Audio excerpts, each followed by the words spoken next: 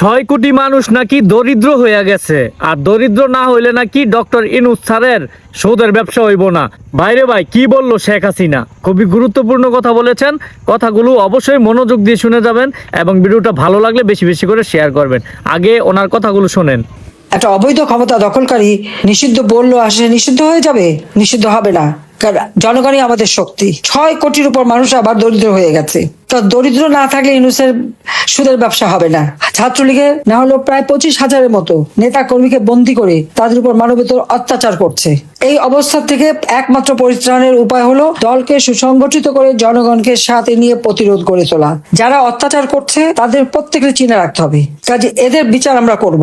আজকে বাংলাদেশের জনগণের ভোটের অধিকার ছিনিয়ে নিয়েছে, নির্বাচন নামে একটা প্রহসন করতে যাচ্ছে। এটা কিসের নির্বাচন হবে, যেখানে আওয়ামী লীগের প্রায় 50%ই তো আমাদের ভোট। এদেরকে বাদ রেখে কার ভোট করতে চায় তারা?